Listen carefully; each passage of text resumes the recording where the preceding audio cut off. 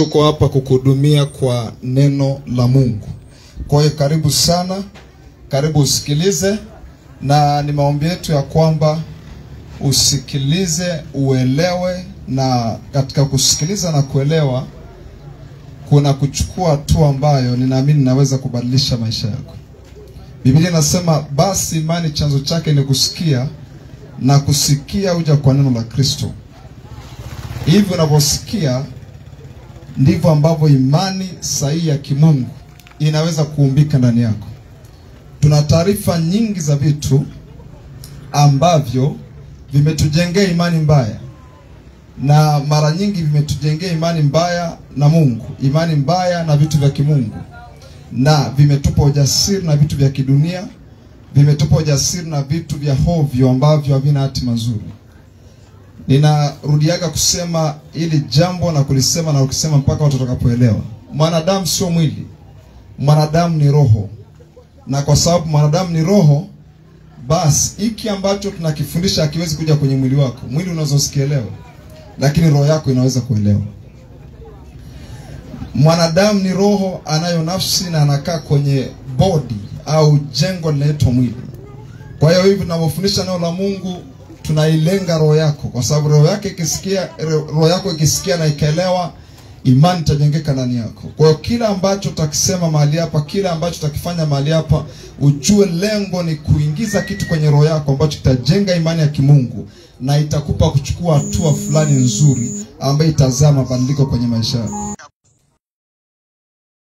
Za baraka, nataka ujue ya kwamba ni habari za baraka. Unaweza kujisikia vibaya wakati mwingine, au unaweza kusikia unafanya kitu gani tena hawa, wala usipate shida. Shetani waga hapendi hivi vitu.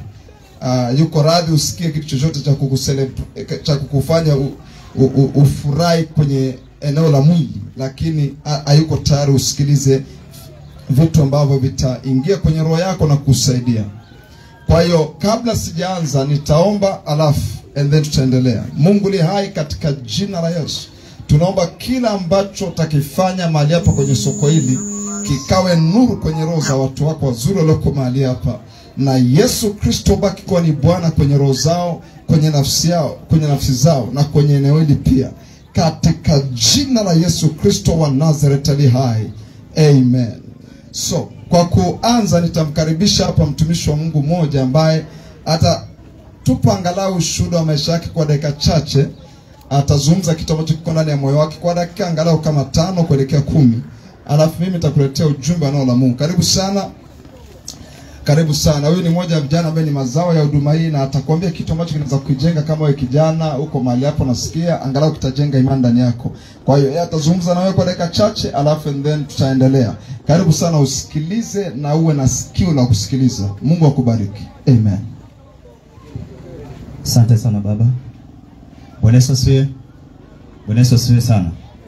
Niko hapa mbele yenu ni kijana tu mdogo, na nataka nitoe ushuhuda wangu wa maisha yangu toka nilipokuwa nikiishi tofauti na mpaka sasa nipo na utofauti gani nilipompokea Kristo. Na ushuhuda utawajenga namna ya kitofauti sana. Mtege sikio na kunisikiza kwa makini sana. Wala tujatengeneza, wala ushuhuda haujatengenezwa, ila ni uhalisia wa Bwana Yesu alichokifanya ndani ya maisha yangu na mpaka sasa. Nitaanza hivi. Mimi nilikuwa nikiishi maisha yasiyo kumpendeza Mungu.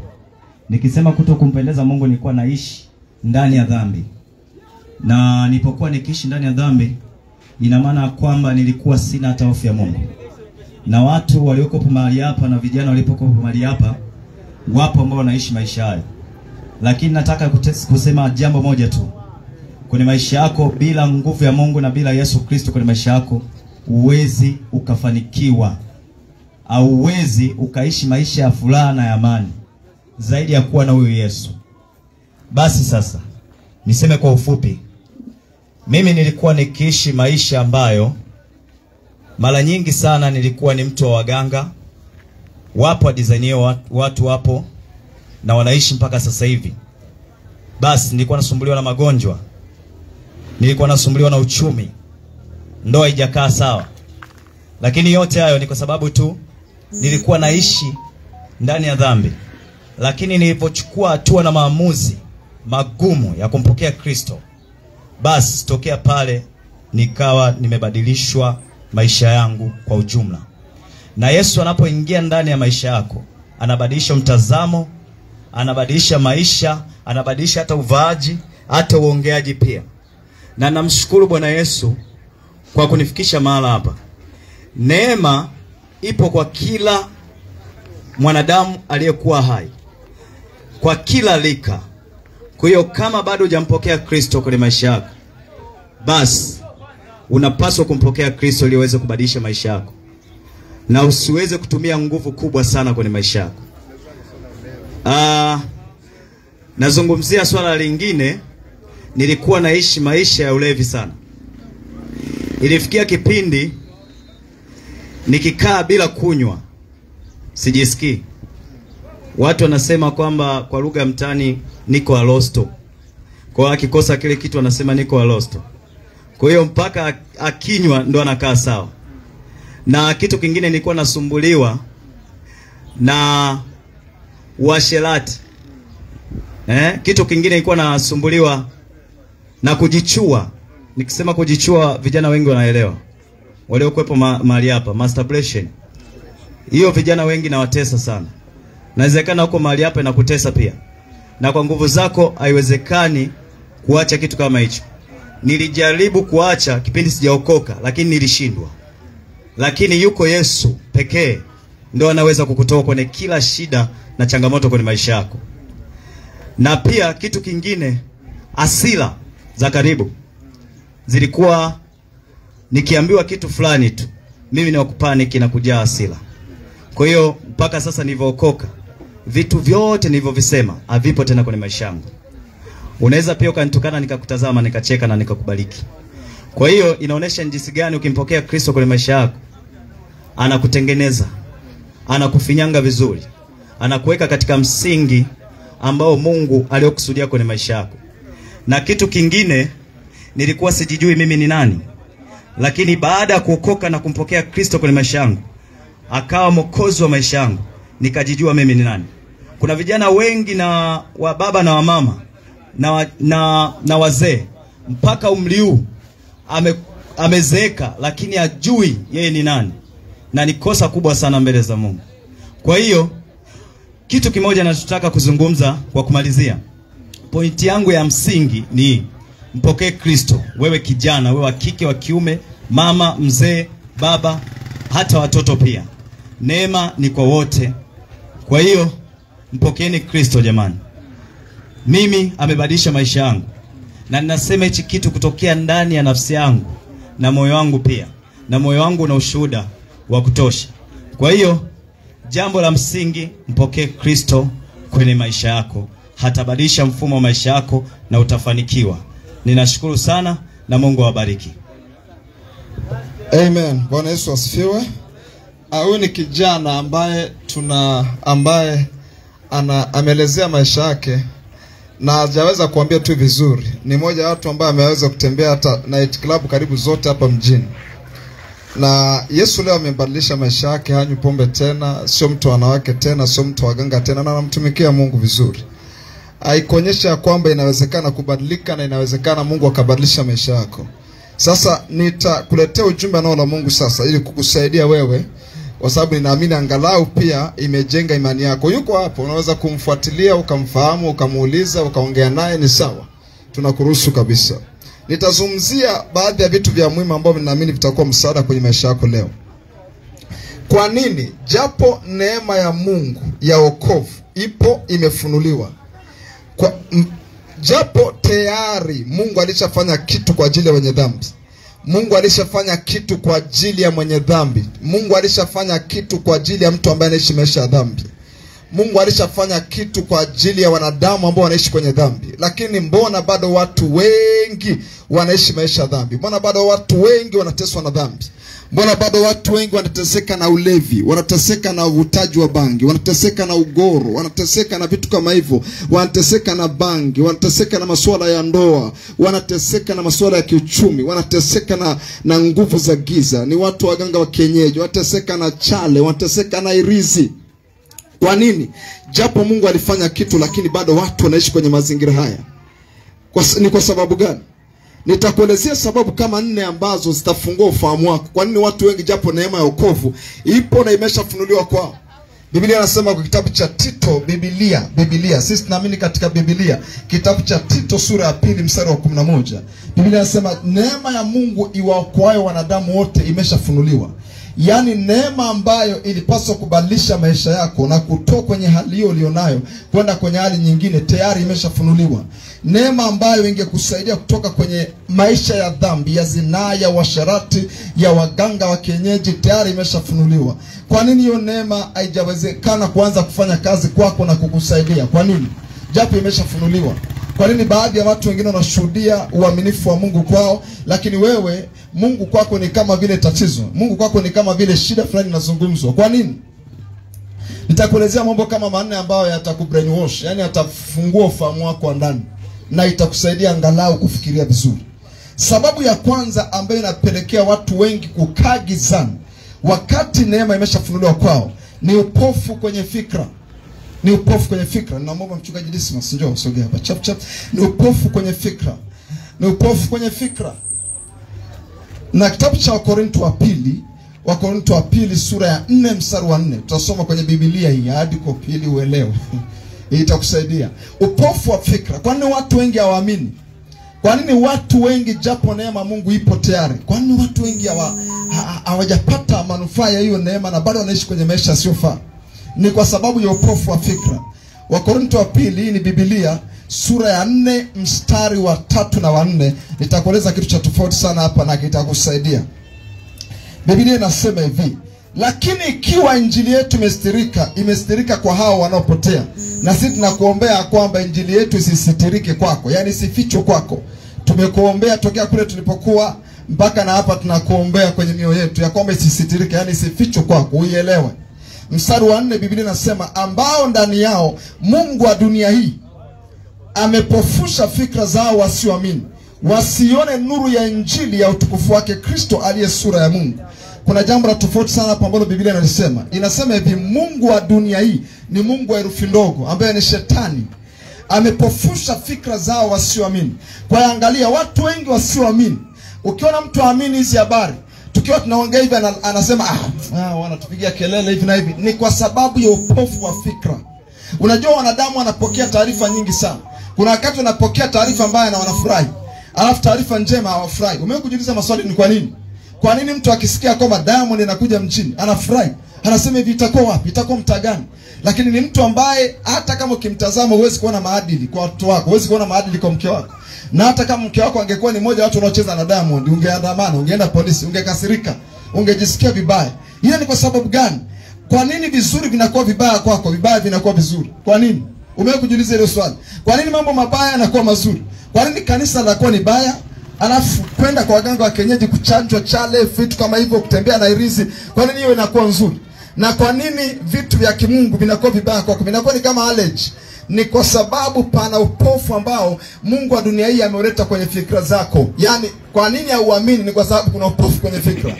Ukiruhusu, kama ni mnyenyekevu, karuhusu nuru ingie kwenye moyo wako, utagundua ile giza laondoka na inakupa kuchukua hatua nzuri ya kuyabadilisha maisha yako. Biblia inasema hivi, amewapofusha fikra zao wasione nuru ya injili. Kuna kitu kinaitwa nuru ya injili. Ukituliza maswali, kwa nini mnahubiri injili? Kwa nini msikai tu makanisani msubiri watu waje? Kwa nini mnawafuata mpaka huko? Aisee, ni muhimu sana tukawafuata. Kwa sababu Bwana Yesu alituagiza hivyo. Alisema enendeni mkawahubiri watu na kuwafanya kuwa wanafunzi wangu. Tusipotoka watu watajua. Kuna baadhi ya vitu ambavyo watu watavielewa mpaka tumevisema. Yaani usifikiri inachukua binadamu mimi kusimama hapa kwenu. Inachukua nguvu za Mungu mimi kusimama hapa kwenu. Usifikiri nachukua elimu yangu kusimama hapa kwenu. Hakuna mtu ambaye anaweza kuzungumza vitu kama hivi mbele ya wanadamu wenzake, mbele ya watu wenzake wa kawaida. Ni ngumu sana. Ukiona hivi ujue ni uvuvio na nguvu za Roho Mtakatifu ambazo zinafanya kazi na sisi, ndio zinatupelekea tuje hapa. Ingelikuwa mimi ni mtu wa dini, Mimi nimekaa kwenye dini miaka 25. Lakini wakati niko kwenye dini, kwanza hivi tulikuwa sivielewi. Hata kuvisema hivi ilikuwa nikichekeshwa, kwa sababu hata nilikuwa nikipita nikiangalia hivi watu wanaofanya vitu kama hivi na mcheko, nasema nimekosa kazi ya kufanya. Lakini sasa hivi katika degree zangu 2 tayari niko hapa naongea na nini. Nini kinatokea? Kwa nini? Na mimi kuna wakati niliwekuwa hivyo. Nilikuwa nikisikiliza hizi habari najisikia vibaya, nikana kama mimi ndo naaibika. Na sio mtumishi wa Mungu. Kwa nini vitu vinakuwa hivi? Ni kwa sababu pana giza ndani yako. Hilo giza ndio la kufanya usiamini. Kwa nini? Unajua kabisa, kwa mfano, unasoma kwenye sigara, unakuambia uvutaji wa sigara ni hatari kwa maisha yako, lakini unavuta. Kwa nini? Kwa nini vitu vibaya vinakuwa vizuri? Kwa nini? Ni kwa sababu pana giza kwenye fikra. Ni kwa sababu pana giza ndani yako. Hilo giza ndio la kufanya usiamini. Ila ukipewa taarifa ya vitu vingine ambavyo sio Mungu, unajisikia vizuri. Unajisikia kuchukua hatua, unajisikia kwenda. Na sisi tunakuombea katika jina la Yesu ya kwamba Mungu akutoe kwenye hilo giza. Yaani ukikubali kuitii injili ambayo tunahubiri, akutoe. Kwa sababu Mungu katika upendo wake mwingi, Biblia inasema kwa maana jinsi Mungu aliupenda ulimwengu hata akamtoa mwanae wa pekee ambaye ni Yesu Kristo, ili kila amwaminie, angalia, kila amwaminie asipotee, bali awe na uzima wa milele. Uzima wa milele ni uzima wa Mungu. Uzima wa milele ni aina ya maisha ya kimungu. Wakati Mungu anamuumba mwanadamu, ninaamini alikuwa na aina yake ya maisha. Ambayo aliingiza kwa yule mtu, na alitaka apate mwitikio wa yale maisha ambayo aliyaingiza ndani yake. Baada ya mwanadamu kuwa kwenye uwepo wa Mungu ambaye tunauita Edeni, bustani ya Edeni, Mungu alimweka mwanadamu pale akiwa na utoshelevu wote na rasilimali zote na kila kitu alichokuwa anakihitaji. Mwanadamu hakuwa mhitaji, mwanadamu hakuwa mgonjwa, mwanadamu hakukutana na mapepo wakati wote akiwa pale kwa bustani. Alikuwa kwa mazingira ya usalama, mazingira ya afya, mazingira ya utakatifu, mazingira ya haki, mpaka yule mwovu alipoingia pale bustanini akamdanganya, ambaye anaitwa Shetani. Huyu ndiye ambaye anapofusha fikra za watu. Ndiye aliyeingia pale akamdanganya, akamtoa kwenye uwepo wa Mungu. Ndo struggle zote hizi zianze kutokea. Mwanadamu hakuwa programmed kufa. Mwanadamu hakupaswa kufa. Hilo alikuwa wazo la Mungu, lilikuja baada ya dhambi. Biblia inasema mshahara wa dhambi ni mauti.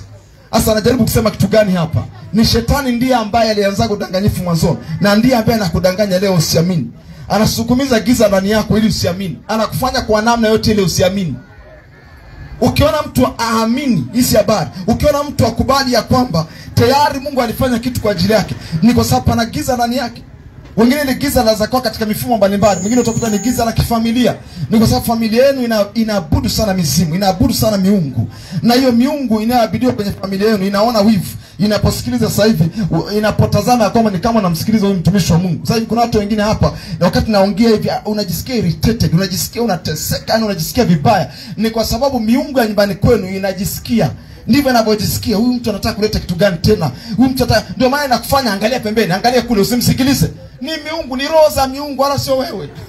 Mambo mengine yanakuwa yametokea mbali sana, wala sio wewe. Kuna kitu kipo, hakitaki uelewe. Kuna kitu kipo hakitaki uamini. Unajua inataka unyenyekevu mwingi sana kuelewa haya mambo na kuyapokea. Ya kwamba Mungu tayari alimtoa mwanae wa pekee, akafa kwa ajili ya dhambi zako, ili wewe usiishi kwa dhambi tena. Ni jambo la muhimu sana kulielewa. Na hii itakusaidia. Kwa hiyo tumeona Mungu wa dunia hii ambaye ni Shetani amepofusha fikra zao wasioamini. Yaani unaona watu wengi, hata kama ukimsimamisha mtu akishuhudia anasema kwanza wanatudanganya. Ukijaribu kuangalia, Shetani ametengeneza mechanism ya kumpiga upofu, yani asielewe wakati wote wa maisha yake. Ni kweli naamini ya kwamba, naelewa na mimi ya kwamba pana udanganyifu mwingi ambao unaendelea duniani. Lakini kuna wakati mwingine inakutaka umakini kujua kweli na udanganyifu. Vingine sio udanganyifu. Tunakuhubiria habari njema ili nuru ije kwenye roho yako. Naomba nikwambie jambo la pili, ambalo kwa nini watu wengi hawaamini. Kwa japo tayari neema ya wokovu imeshafunuliwa kwao, kwa nini watu wengi hawajanufaika na hii neema ya wokovu? Tazungumza jambo la pili. Jambo la pili ni dini na mapokeo. Dini na mapokeo ni kizuizi kikubwa sana kwa watu wengi kuokoka. Dini na mapokeo. Kitabu cha Marko sura ya 7 mstari wa 13. Naomba nikufunulie ufahamu wako hapo. Marko sura ya 7 mstari wa 13.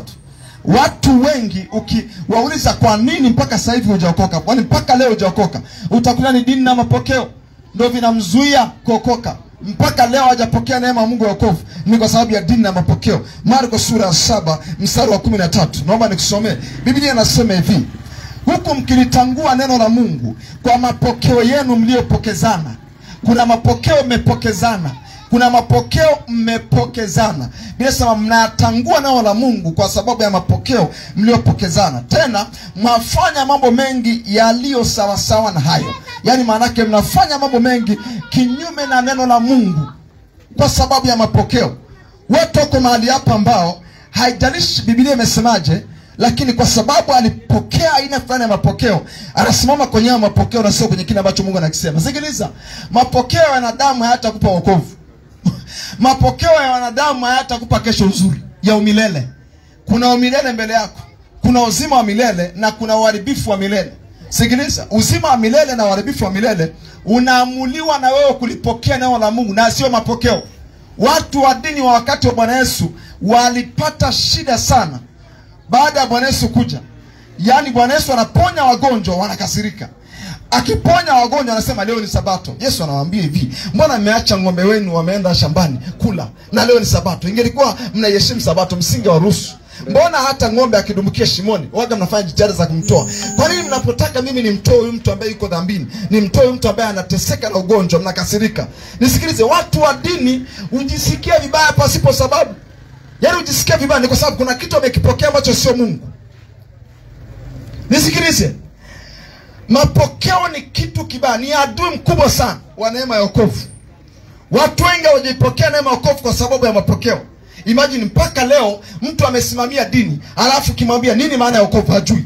Nini maana ya kuokoka hajui. Sasa hiyo dini nakusaidia nini kama hujui nini maana ya kuokoka? Mpaka leo mtu yuko kanisani, yuko night club, yuko na nunua malaya na Jumapili yuko kanisani. Yuko analewa pombe, yani mpaka anaenda kanisani Jumapili asubuhi bado ana hangover.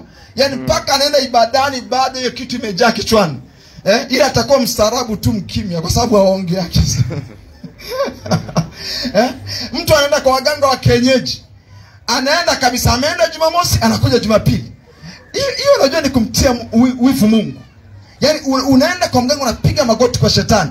Alafu Jumapili unaonekana unapiga magoti kwenye sacrament tena. Unapiga magoti. Mungu anakuangalia sema nafikiri huu ni mchezo sasa. Yani Mungu anataka kumpokea na shetani anataka kumpokea. Hivyo ni vitu visivyowezekana. Dini ndio inakupa ufanye vitu kama hivyo. Dini haitaki mambo, haitaki mabadiliko. Dini nataka tu iko accommodate kwenye jengo. Yani ikuweke kwenye jengo. Na wokovu ulikuja kufanya vitu nje ya jengo. Wokovu ulikuja kufanya mambo ambayo ni zaidi ya kuwa ndani ya jengo. Ndio kazi ya wokovu. Ndio maana sisi hatutazuiliwa na ile jengo lenye kuta 4. Tuko mahali hapa ni kwa sababu wokovu ndicho unachokifanya. Sasa ndivyo watu wengi walivyo. Anashikilia dhambi na anakuambia nimeokoka. Haiwezekani. Sikiliza, Yesu aliwaambia watu wa dini imewapasa kufanya toba imzaliao Mungu matunda.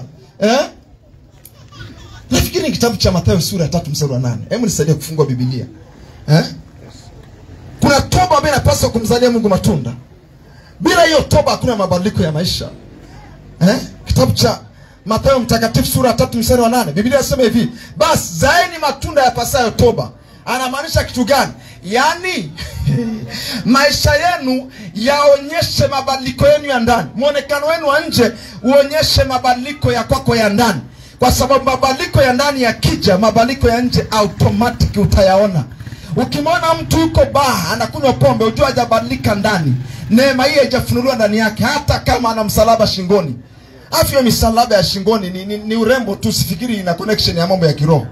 Msalaba wa shingoni ni urembo tu, ni urembo kama urembo mwingine, kwa sababu Yesu hayuko msalabani. Ni historia tu kwamba aliwahi kupita msalabani kwa ajili ya dhambi lako, lakini sasa hivi hayuko msalabani. Watu wengi wanafikiri, mambo ya dini ni ya hovyo sana. Utakuta mtu amwamini Yesu naye mhubiri, ila amemweka yule mzungu fulani pale ukutani kwake, ameinama hivi mnyenyekevu, hatembeagi wala amkagi wala. Mambo yani ya aibu sana. Ndio yamejaa kwenye jamii. Mtu amekaa na yule Yesu wa kwenye picha, ile yule tunayemhubiri hamtaki, ila kwenye picha ndo rafiki yake. Yule ni mzungu, walimwedit tu. Hakunaga documentary ya kumonyesha Yesu picha yake, haipo. Walitengeneza tu picha zingine. Walitafuta kijana mmoja wa kizungu mstaarabu, Alafu akakaa kwenye picha akamedit vizuri.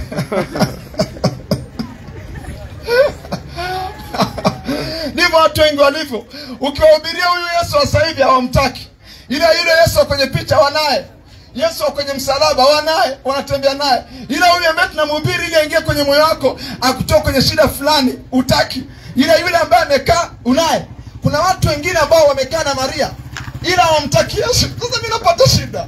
Mwokozi wa ulimwengu alikuwa ni Maria, alikuwa ni Yesu. Oh no. Mwokozi wa ulimwengu alikuwa Mariamu. Mwokozi wa ulimwengu alikuwa ni Yesu. Sasa watu wengi ndivyo walivyo.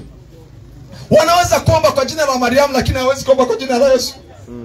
Tunajua Mariamu kweli ni mtakatifu, lakini Mungu anasemaje kwa neno lake? Neno lake linasema hivi, mtamwomba Baba kwa jina la Yesu naye atawapeni. Mpaka leo umekaa unahangaika na Maria. Unaona shida ya dini ilivyo. Kuna kitu kiliingia ndani yako ambacho sio Biblia. Na umekaa hapo mpaka leo. Ndio maana uone matokeo ya wokovu. Unahudhuriaga tu kwenye dini kila wakati. Makusanyiko ya dini unayaheshimu, lakini mabadiliko ya maisha sahihi huyaheshimu. Wewe kama ni mtu wa waganga wa kienyeji, unataka uzee matunda ya pasayo toba. Yaani toba yako ya ndani ituonyeshe nje ya kwamba umebadilika. Kama bado unaenda kule, hata kama sisi hatukuoni, Mungu anakuona, shetani anakuona. Hakunaga siri kwenye maisha, unaonekana kila mahali. Kwa hiyo huwezi kumdanganya Mungu. Yes sir. Dini inawadanganya watu wengi sana. Watu wengi mko madukani, mko mbali, dini inadanganya watu mno. Unajisi kama umeokoka. Naomba nikwambie kitu kizuri leo. Usihangaike na dini, wewe angalia moyo wako. Moyo wako na majibu mazuri ya wewe ni nani. Yaani usiteseke na dini. Hata kama mchungaji anakuambia wewe ni mtu mzuri sana, rudi nyuma jiangalie, wewe ni mtu mzuri. Unampigaga ngumi mke wako mpaka anazimia, wewe sio mtu mzuri. Yaani ndani inaonekana wewe naona jicho mimi ni mbaya. Yeah. Okay, unasema dini yetu hakuna shida.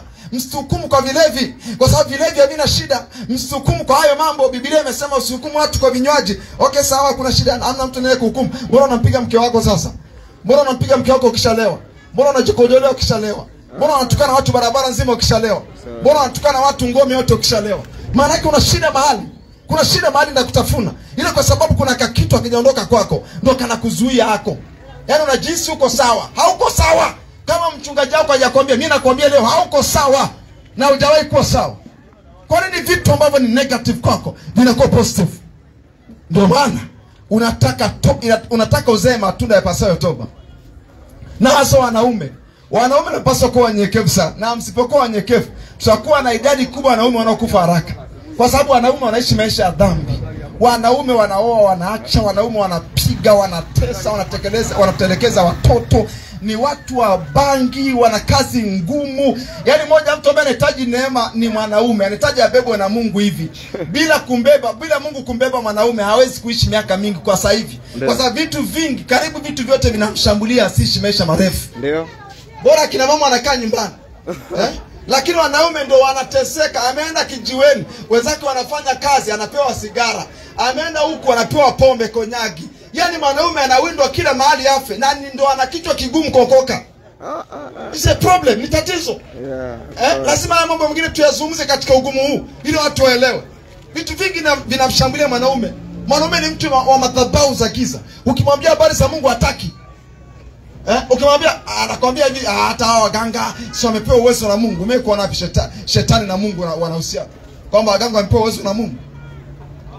Hata yale mazingira ukiangalia na Mungu pale. Kwa hii ni shida kubwa sana. Nazungumzia jambo la pili, mapokeo na dini. Nina wanawake wengi ambao wengi wanazuiliwa na waume zao kuja kanisani. Yaani wanaume wako hivi, kwa sababu ni mtu wa waganga, akimwona mke wake anaenda kanisani, anamkasirikia ni kwa sababu mganga wake anamwambiaje, kuna jambo nyumbani kwako lazuia hii dawa. Kwa hiyo mtoe huyo au mzuie huyo kwa sababu ndo anaharibu mambo yako. Kwa hiyo unaona unamzuia Mungu kwa sababu ya ujinga kama huo. Lazima utubu. Lazima utubu, yani lazima ubadilike ndani. Mapokeo wengi yamewazuia. Naomba nizungumze jambo jingine. Ambalo na mimi litakusaidia. Na mimi haya mambo yanakusaidia. Jambo jingine ni ujinga. Ujinga umefanya watu wengi wasiokoke mpaka leo. Ujinga umefanya watu wengi wasipokee neema ya Mungu ya wokovu mpaka leo. Ujinga ni sababu ya watu wengi kukaa kwenye maisha ya dhambi. wakati tayari neema ya wokovu ilishafunuliwa kwa kila mwanadamu. Kwa kila mwanadamu. Jaribu kufikiri, kwa kila mwanadamu neema Mungu ilishafunuliwa. Warumi sura ya kwanza mstari wa 21. Warumi sura ya kwanza mstari wa 21. Nitakusomea Biblia inachosema. Warumi sura ya kwanza mstari wa 21. Biblia inasema hivi: kwa sababu walipomjua Mungu hawakumtukuza kama ndiye Mungu wala kumshukuru, bali Biblia inasema walipotea. Angalia maneno, walipotea katika uzushi wao, na mioyo yao yenye ujinga ikatiwa giza. Mioyo yao yenye ujinga ikatiwa giza. Ni moyo wenye ujinga ndio unaotiwa giza. Yaani taarifa ulizonazo sio taarifa nzuri, ndio maana una giza ndani. Biblia inasema kwa kitabu cha Yohana sura ya 10 mstari wa 11. Sura ya 11 mstari wa 10. Mtu huenda gizani, mtu ujikwaa kwa sababu utembea gizani. Yaani mtu anapenda usiku ujikwaa, Biblia inasema, kwa sababu hakuna nuru ndani yake. Kwa nini watu wengi wanajikwaa kwenye maisha? Ni kwa sababu hakuna nuru ndani yao. Na kwa nini hakuna nuru ndani yao? Ni kwa sababu wana ujinga ndani yao. Wanakosa taarifa nzuri. Ndio maana tukiacha kuhubiri na kuja hivi, itawaletea shida watu wengi sana. Watu wengi sana watajikuta kwenye hatima mbaya sana tusipokuja. Ni kwa sababu watu wengi wana ujinga ndani. Yamkini akinisikiliza hivi leo, nitakuwa nimeondoa giza fulani na ujinga fulani na kumfanya mtu aanze kuamini. Neema Mungu yuko tayari kwa ajili yako. Lakini pana ujinga unao. Pana kaka ujinga fulani ambacho kako ndani. Na kuna argument, kuna dhana ambavyo watu wamevitunza ndani. Na maswali ndio vinawazuia watu kulipokea na kuliamini neno la Mungu. Pia sema hivi, walipotea katika uzushi. Unaona sasa? Watu wengi wanapotea ni kwenye uzushi. Kwa sababu kweli haiwezi kukupoteza. Biblia hii haiwezi kupoteza. Haijawahi kumpoteza mtu. Kweli haiwezi kupoteza. Watu potea katika uzushi. Lakini angalia, ni kwa sababu ya ujinga uliofuga ndani. Ni kwa sababu watu wengi wamekaa na ujinga. Watu wengi hawajataka kusikiliza hiki. Watu wengi wanapenda vitu ambavyo viko hewani. Watu wengi wanapenda vitu ambavyo havijengi. Biblia inasema kwamba vitu vyote ni halali, lakini sio vyote vinafaa. Kuna vitu ambavyo havijengi roho yako. Kuna vitu ambavyo havijengi maisha yako. Kuna vitu ambavyo havikujengi wewe ndani. Hata kama ni halali. Kwa mfano, ukiniuliza swali, hivi pastor, kuangalia movie hizi mbaya chafu, kwani ni dhambi? Kwani kuna shida gani? Hivi pastor, kuangalia pornography, picha zile za uchi, mimi na mke wangu, kuna shida gani? Tunatafuta tu style hapa kwenye hizi picha. Hiyo ndio shida ambayo tunapata. Watu wengi wanakuja kuombewa, wanakuwa wanazungumza vitu kama hivi. Ni ujinga unao ndani. Hakuna mwanadamu anaweza kukaa mbele ya kamera hivi anafanya mapenzi na mwanadamu mwingine akawa ni mtu mzima. Ni pepo lile. Yule sio mwanadamu wa kawaida. Wewe ni kwa sababu tu una uzuchi ndani, ndio maana unapokea vitu kama hivi. Ni kweli unaweza kusema kwamba kwani kuna dhambi gani hapa? Pana kosa gani hapa? Lakini angalia, kinaharibu hali yako ya ndani. Kinaharibu hali yako ya kiroho. Unaanza kuhusiana na pepo kwenye ulimwengu wa roho. Watu wengi ndivyo walivyo. Watu wengi wanafuata vitu ambavyo haviwajengi, na kwa sababu pana giza ndani yao. Na ile giza limewazuia kuipokea neema ya Mungu ya wokovu ambayo tayari ipo kwao. Ipo kwa ajili yao. Sasa tumekuombea katika jina la Yesu. Amen. Kupitia haya ambayo tunayasema, nuru ije kwenye roho yako kwa jina la Yesu. Kwa jambo la pili ni ujinga. Lakini angalia kitabu cha Waefeso sura ya 4 mstari wa 18. Nizungumze kitu kingine pale. Ujinga ni kitu kibaya sana. Waefeso sura ya 4 mstari wa 18. Ukiuliza swali, kwa nini mtu anaishi kwenye mazingira hayo? Ni kwa sababu kuna taarifa hana. Waefeso sura ya 4 mstari wa 18 Biblia inasema hivi, ambao akili zao zimetiwa giza, nao wametengwa na uzima wa Mungu kwa sababu ya ujinga uliomo ndani yao, kwa sababu ya ugumu wa mioyo yao. Biblia inasema ambao akili zao zimetiwa giza. Watu wengi akili zao zimetiwa giza. Alafu watu wengi wametengwa na uzima wa Mungu. Watu wengi wako mautini. Biblia inasema hivi, wametengwa na uzima wa Mungu ni kwa sababu ya ujinga uliomo ndani yao. Ujinga unaofuga ndani ni chanzo cha uharibifu wa maisha yako. Alafu angalia, inasema ni kwa sababu ya ujinga uliomo ndani yao, kwa sababu ya ugumu wa mioyo yao. Ugumu wa moyo na ujinga wa moyo utakuletea uharibifu wa milele. Unaweza kujikuta kwenye uharibifu wa milele. Kwa hiyo ni sababu kwa nini japo Mungu alishamtoa mwanae akafa kwa ajili ya dhambi za watu wote. Kuna wengine wameokoka, wengine hawajaokoka. Wale ambao hawajaokoka 10% ni kwa sababu ya ujinga. Nasema watu hao wanaangamizwa kwa sababu ya ukosefu wa maarifa. Wamekuwa mateka ni kwa sababu kuna taarifa hawana. Hawana taarifa ya kwamba Mungu alishashughulika na hizo dhambi. Alishughulika na hayo matatizo ya sirini ambayo wanayo. Kwa sababu kwa mfano kuna mtu yuko mahali hapa ambaye anateseka na afya. Yaani kuna ugonjwa unao ndani, kuna kisukari unacho ndani, kuna pressure unayo, inakusumbua. Nisikilize kwa makini. Sio kwamba hiyo pressure imeshindikana. Ni kwa sababu kuna taarifa hauna kwa habari ya Mungu. Kwa nini? Biblia inasema kwa Mungu mambo yote yanawezekana. Mambo yote yanawezekana kwa Mungu. Kama fundi pikipiki ukimpelekea pikipiki mbovu anaweza kuirekebisha ikarudi mtaani wakati ya kuitengeneza. Anaweza kuirekebisha tu, ni repairer, ni mtengenezaji, mrekebishaji. Na yeye ajitengeneza. Unafikiri Mungu anaweza kuzidiwa na madaktari? Unaweza fikiri Mungu anaweza kuzidiwa na waganga wa kienyeji? Kuna taarifa watu wengi hawana kwa habari ya Mungu. Ndio maana imani yao haipo kwa Mungu. Kwa nini imani haipo kwa Mungu? Ni kwa sababu hawana taarifa sahihi kwa habari ya Mungu. Wao walifikiri Mungu tu ambaye alimuumba mwanadamu akamtupia duniani afa kamwacha pale. Haiwezekani. Kama wewe jinsi ambavyo ukuzaa mtoto afa kamtupa puna wedini ukaondoka. Ulirudi naye nyumbani umemshikilia. Ulirudi naye nyumbani umemkumbatia, tena unamfurahia. Biblia inasema hivi, mama anaweza kumsahau mwana wa tumbo lake aliyemzaa, lakini Mungu anasema mimi siwezi kusahau. Maana commitment ya Mungu kwa mwanadamu ni kubwa kuliko commitment ya mwanamke kwa mtoto aliyemzaa. Hii ni kitu kikubwa sana. Yaani namna Mungu anajitoa kwa mwanadamu ni kitu kikubwa sana kuliko namna mwanamke anavyojitoa kwa mwanae. Na ndivyo ilivyo. Watu wengi hawajui ninachosema. Wana taarifa chache kwa habari ya Mungu. Ndio maana wako mbali na Mungu. Kwa nini hauabudu? Kwa nini umekubali kuabudu nguvu za giza na mashetani lakini sio Mungu? Kuna taarifa ulipewa na marafiki kwa habari ya hivyo vitu, lakini kuna taarifa hauna kwa habari ya Mungu. Ndio maana uko kwenye uzushi.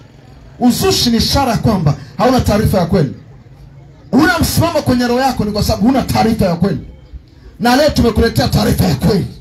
Na taarifa ya kweli na taarifa sahihi ni Mungu anakupenda. Na kwa nini anakupenda? Anakupenda ili utoke kwenye hilo giza, uingie kwenye nuru yake ya ajabu. Sema amen hapo ulipo. Amen. Na ndio maana tuko mahali hapa. Kwa sababu injili ni nuru ya Kristo. Inakuja kuingia kwenye roho yako, inakuja kuondoa ujinga. Ndio maana naambiaga watu, mekanizmu nyingine ambazo tunazitumia kutatua matatizo ya kimaisha ni ngumu sana. Lai tungeenda kwa Mungu tuingekuwa ni sekunde moja. Michakato inakuwa ni mirefu. Unatoka tatizo kwenda tatizo kwa sababu gani? Haushughuliki na mambo kwa namna ya roho, unashughulikia kibinadamu. Unashughulikia kwa namna isiyo sahihi. Lakini lai tungemrudia Mungu, maisha yako yangebadilika. Biblia inasema kitabu cha Matendo ya Mitume sura 3 mstari 19. Inasema tubuni mkarejee, dhambi zenu zifutwe. Na inasema zije nyakati za kuburudishwa. Nyakati za kuburudishwa zipo baada ya mwanadamu kutubu. Zinadhirika kwa mwanadamu akisha tubu. Amen. Naamini naeleweka vizuri. Jambo la 4 na la mwisho ambalo nataka nilizungumzie. Kwa nini? Japo tayari neema ya Mungu ya wokovu ipo kwa wanadamu. Tayari Mungu alifanya kazi kwa ajili, alifanya kitu kwa ajili ya wenye dhambi. Tayari kuna kitu Mungu alishafanya. Lakini kwa nini watu wengi hawajapokea hiyo neema ya mabadiliko?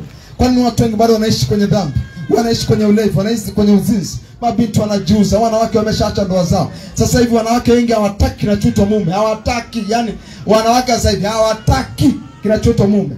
Na baada hapo wamejiingiza kwa wanaume. Na baada hapo wamejiingiza kwa mapepo. Na baada hapo kuna wanawake sasa hivi ambao hawahitaji wanaume, wanahitaji wanawake wenzao ili wasagane. Unaona mabadiliko yanapoenda. Unaona hizo stages. Inakuwa sio dhambi sasa. Watu wengi sasa hivi sio kwamba wako kwenye dhambi. Watu wameshaingia kwenye uharibifu. Tena uharibifu wa namna nyingine. Imagine sasa hivi mwanamke hamtaki mwanaume, anahitaji mwanamke mwenzake. Yaani my good God. Kuna mtu mmoja alikuja nimwombee akasema ya kwamba sasa hivi ili nijisikie natamani nipate video za wanawake wasagaji ndio utajisikia. Ile za wanaume na mwanamke hata sisikii chochote. Wewe ni mtu amepanda stage, ametoka kwenye dhambi za kawaida ambazo unazijua wewe. Ameshaingia kwenye level nyingine kabisa ya dhambi. Ndio maana hii ya kawaida hata isense. Watu wengi ndivyo walivyo. Angalia, unavyoendelea kuruhusu ile giza likae ndani yako, kinachotokea ni hiki. Unatoka ngazi moja ya dhambi kwenda ngazi nyingine ya dhambi. Unashangaa kesho hauhitaji mwanamke, unahitaji mwanaume mwenzako. Ndio mambo yanaanza haya. Haya mambo yako Marekani yanakuja taratibu na ameshaingia kwenye jamii zetu. Waulize watu hapa. Watu hapa ambao ni mashoga humu mjini. Hapa kama wanaume kabisa ambao wanalala na wanaume wenzao. Nenda kaangalia. Mambo haya yapo. Mtu mmoja alikuwa ananiambia hapo Shinyanga mjini. Pana hoteli maalum ambayo wake ina celebrate na birthday za mashoga. Ipo tayari. Mambo yameshaiva. Unasema kwamba hamna bado niko hewani, si ndio unaingia ndani? Si ndio hatua kwa hatua. Ni kweli niko hewani wala hamna shida sasa hivi na badilisha wanawake. Muda si mrefu tutaanza kubadilisha wanaume. It's very dangerous. Watu wengi wanapaswa kuelewa mambo tunayohubiri. na wakapokea mabadiliko. Na angalia kwenye mitandao yetu ya kijamii, zamani walikuwa wanazuia baadhi ya picha, wanazuia baadhi ya vitu, lakini leo wanaviachilia kama vilivyo. Zamani kuna vitu walikuwa wanavizuia, sasa hivi kila kitu nakumwagia. Na umekaa TikTok masaa 3 4 mpaka bado unakata, unaangalia uchafu. Unafikiri maisha yako yatakuwaje kama usipopata nafasi ya kumpata Mungu ndani yako? Na hilo giza likaondoka, unafikiri kesho yako itakuwaje? Haya mambo ambayo nataka tuwaambie. Tusipowaambia haya mambo, maisha yako yataharibika. Sasa hivi watu wengi hata akienda kwa mtandao wa kijamii, akiangalia mafundisho ya ruka haraka, ana allergy. Ila akikaa kwenye vitu vingine vya ovyo ovyo anakaa navyo. Huo haribifu unaingia kwenye roho. Unakaa kwenye roho. Unashangaa maisha yako yanaanza kuharibika kutoka hatua moja kwenda hatua nyingine. Mtu mmoja alikuja akaniambia, nilitazama video moja kwenye mtandao wa kijamii fulani na kuna roho ikaniingia mpaka sasa hivi maisha yangu yameshaharibika. Ndivyo ilivyo, maroho yanachini usiku na mchana. Na kanisa ulitaki, na watumishi wa Mungu utaki, na Biblia ulitaki, na mafundisho utaki. Hii inakuwa ni ngumu sana, ni kitu baya. Lakini jambo la mwisho tuzungumze kitu cha mwisho, upumbavu. Upumbavu ni sababu kubwa kwa nini watu wengi. Kwa nini watu wengi? Upumbavu na connection ya moja kwa moja na kiburi. Kwa nini watu wengi hawapokei manufaa ya neema ya wokovu? Upumbavu. Jambo la mwisho ni upumbavu. Zaburi sura ya 14 mstari wa kwanza. Zaburi sura ya 14 mstari wa kwanza. Upumbavu. Jambo la mwisho ni upumbavu. Watu wengi ni kwa sababu ya upumbavu, wala sio ujinga. Watu wengi wanajua kila kitu, ila kuna ka upumbavu kako ndani yao wamekafuga. Mpumbavu ni mtu anayejua cha kufanya lakini hataki kufanya. Anajua cha kufanya lakini hachukui hatua. Zaburi sura ya 14 mstari wa kwanza.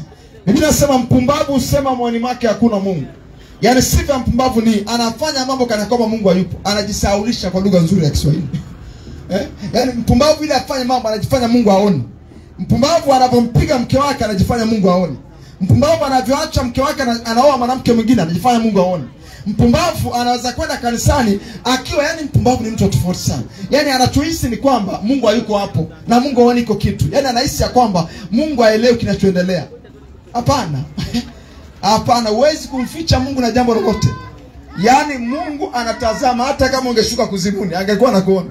Hakuna kitu cha kumficha Mungu. Mpumbavu husema moyoni hakuna Mungu. Watu wengi unasema mimi yupo, mimi naamini yupo, lakini bwana matendo yako yanaonyesha hayupo. Unaweza kuamini mdomoni yako mimi naamini yupo, lakini moyoni hujui wala uamini wala ukubali. Ungekuwa unakubali ungechukua hatua. Alafu inasema wameharibu matendo yao na kufanya chukizo, hakuna atendaye mema, inasema Biblia. Angalia matendo yako yako sawa. Kama yako sawa na unayaharibu kila siku, jue ni upumbavu huko ndani. Na angalia wamefanya machukizo. Kama kuna machukizo kwenye maisha yako, ujue kuna upumbavu ndani. Kuna kitu unakijua kwa habari ya Mungu lakini uchukuage hatua. Kuna watu mko mahali hapa, wazazi wako ni wacha Mungu kabisa. Mko hapa mnanisikiliza. Yaani wazazi wako wanampenda Mungu, ni waombaji, wamemtumikia Mungu, lakini ulikataa huyo Mungu wa wazazi wako. Na wanasiripoti nzuri wazazi wako. Wana ripoti nzuri. Asante sana. Mungu akubariki. Yes, ongea naye tu. Anakupa hela lakini zungumza naye, wala usipate shida. Naomba kidogo. Barikiwe. Barikiwe. Asante sana. Hamna shida. Kaongea na wale. Asante. Kwa hiyo nisikilize. Kuna watu ambao mko mahali hapa nilikuwa nazungumza hiki kitu ya kwamba ndivyo mlivyo, yani familia yenu yote. Kuna watu ambao familia yenu ni waacha Mungu lakini ulikataa wewe, ukajengua. Hiyo kitu sio sawa sawa. Kuna watu hapo mpaka leo naombewa na familia yako, ile unakataa, kichwa ngumu. Ni kwa sababu ya upumbavu umekaa ndani. Kuna watu ambao umeambiwa na mama yako mara kadhaa, mwanangu, mbona umekuwa hivyo siku hizi, lakini unakataa. Ni sio kitu kizuri. Upumbavu haunaga matokeo mazuri. Angalia kinachoendelea. Biblia inachosema, toka mbinguni Bwana aniwachungulie wanadamu, aone kama yuko mtu mwenye hekima amtafutaye Mungu. Ukiona mtu anamtafuta Mungu na anamheshimu Mungu, jue ni mtu mwenye hekima. Lakini mpumbavu hiyo kitu hana. Haya ni mambo manne nimekusaidia. Nimezungumza mambo ya manne ya muhimu sana. Jambo la kwanza nimezungumza watu wengi japo tayari wokovu umeshaachiliwa kwa ajili ya wanadamu, hawajaupata ni kwa sababu pana giza kwenye fikra zao. Alafu nikasema jambo la pili, pana madhehebu, mapokeo, dini zinazuia tukokoka. Jambo la tatu nimesema ujinga unaokanda. Na jambo la nne nimesema upumbavu ni vizuizi vikubwa sana vya watu kunufaika na ile neema ya wokovu ambaye Mungu alifunua kwa ajili yao. Siku jioni ya leo ninaamini umeelewa na umesikia. Nitaomba kwa ajili yako, alafu nitawakaribisha wale watu wanatamani kubadilisha maisha yao. Baba, katika jina la Yesu, tumelihudumu neno lako, nimelihudumu neno lako kwa uaminifu, na yule mwenye masikio ya kusikia amesikia, na yule mwenye moyo wa kuelewa ameelewa, na yule mwenye kukubali amekubali. Neno lako nasema tukikubali na kutii tutakula mema ya nchi, lakini tukikataa tutaangamizwa kwa upanga. Kuna mtu mahali hapa ambaye anasema mimi sitaki kuangamia. Anasema sitaki maisha yangu yaangamie. Anasema sitaki maisha yangu yaende kwenye uharibifu. Kuna mtu ambaye ametusikiliza Bwana Yesu na yuko tayari kuyatoa maisha yake kutoka huko gizani kuja nuruni. Ninaomba kwa ajili ya yule mtu ambaye ametusikiliza na ameelewa. Ninaomba kwa ajili ya yule mama ambaye ametusikiliza, yule kijana, yule baba, yule binti aliyesikiliza na akaelewa. Katika jina la Yesu Kristo na kwa nguvu za Roho Mtakatifu. Amen. Naomba niombe sasa na watu ambao uko tayari kumpa Yesu maisha. Natamani kuokoka. Nakumbuka miaka kadhaa iliyopita nilitoka mbele za watu nikaokoka. Natokea hapo maisha yangu yalibadilika. Unatamani kumpa Yesu maisha yako? Unatamani kuomba na sisi? Uko mahali hapa una ugonjwa fulani ndani, una changamoto fulani ya kiafya ndani yako, njoo tutuombe na wewe, yani usiogope. Nitakuombea na Yesu atakusaidia. Na kama umeamini moyoni mwako, kwa nini usipate msaada? Una shida ya ugonjwa, una shida ya kifungo, una shida fulani ndani yako, unatamani Yesu akuguse jioni ya leo bila aibu, bila kuona mashaka. Njoo niombe na wewe, kwa sababu wakati wako umefika, saa yako imefika. Kwa hiyo wewe ambaye umetusikiliza, wewe ambaye umeelewa kuanzia mwanzo mpaka mwisho, njoo fanya commitment, fanya kujitoa hapo ulipo, alafu fanya maamuzi ya kuchukua hatua na uje uokoke. Kwa karibu, natoa wito watu ambao wako tayari kuokoka, na wito watu ambao wako tayari kuombewa hapa. Yamkini na ugonjwa na shida fulani, unatamani Mungu aingilie kati ya shida. Unatamani Mungu aingilie kati ya changamoto. Unasema watumishi wa Mungu, sitaki muondoke hapa jioni leo. Nataka muombe na mimi. Sitaki muondoke hapa, nataka mweke mkono juu yangu ili angalau kitu cha mabadiliko kizaliwe ndani yangu. Kwa hiyo nikukaribisha wewe ambaye uko tayari kumwamini Yesu na kuruhusu mabadiliko yaingie kwenye roho yako. Karibu, tuko hapa na achilia kama dakika 5 namna hii wakati tunaendelea na wimbo, alafu then nitakuletea maombi maalum kwa ajili ya watu ambao wako tayari kuokoka. Amen. Karibu ambao uko tayari kuokoka, uko tayari kuokoka.